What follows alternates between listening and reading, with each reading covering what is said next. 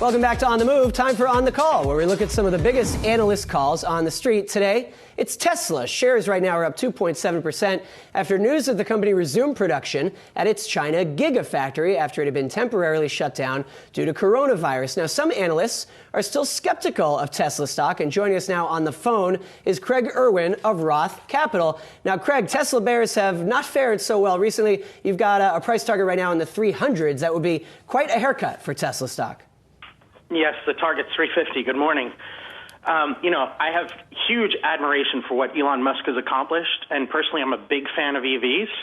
But when you look at the valuation, right, if you use an EV basis and you compare it to Daimler, more than 2 times the valuation of Daimler, close to 4 times the valuation for BMW, obviously excluding the consumer finance side.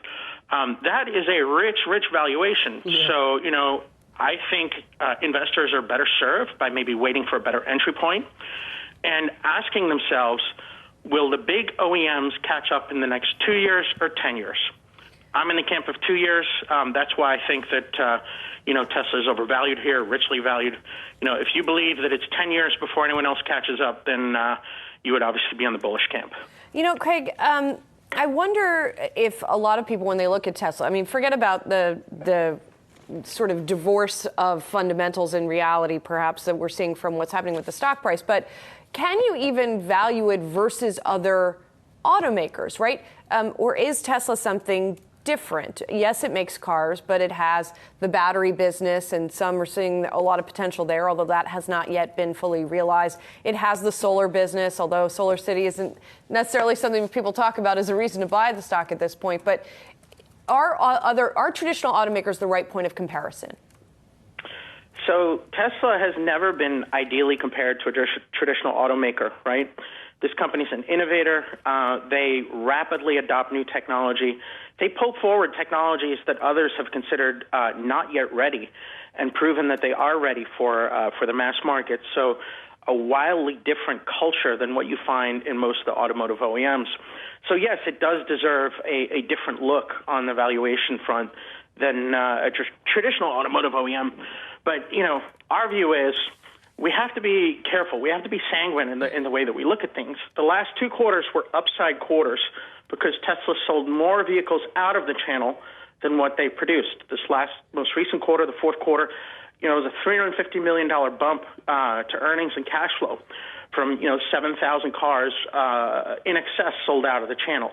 That can't happen perpetually. We can't straight line that benefit off to the horizon, which is one of the things that I feel is kind of being done a little bit. And you will have puts and takes. And, in the coming quarters, I think those takes are more likely to rear themselves up in the company's financial performance, and that will deliver, a much more realistic earnings trajectory than what some of the bulls are thinking. So, Craig, as Dan mentioned in the intro, that those who are Tesla bears, they have not done very well. So in January, betting against Tesla cost short sellers collectively $8.5 billion, roughly. Last year, almost $3 billion. So if you're going to continue to keep betting against this company, when exactly is that going to pay off? So most people that have been short were obviously stopped out. My valuation is really based on a fundamental view, a fundamental outlook for the company. The fact that, we see it as really frothy valued where it is right now. As far as someone looking to trade this on the short side, they should wait for a catalyst. The catalyst, I think is quite likely to appear within the next, number of months or a couple quarters.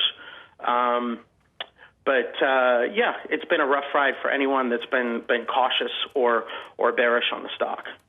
Craig, let's talk about Tesla's debt. It's got a pretty high debt-to-equity ratio. Obviously, it's been raising a ton of debt as it tries to fund operations. How much of a concern is that for you in terms of your rating and your price point on the stock?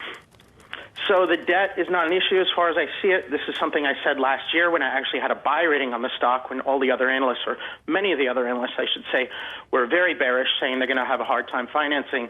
Tesla has a wide following. I don't see the debt as excessive. The equity is really a function of the history of capital raises. It's not a fair comparison. I think the debt load is something entirely manageable by the company and something that they can continue to grow over time. All right, Craig Irwin of Roth Capital on Tesla. Thanks so much for joining us. Hey investors, Zach Guzman here. Are you interested in learning more about the markets and getting the latest financial news? Well, then click right here to subscribe to our Yahoo Finance YouTube channel. Get the latest up-to-the-minute market analysis, big interviews in the world of finance, and information on how to manage your money every day wherever you are.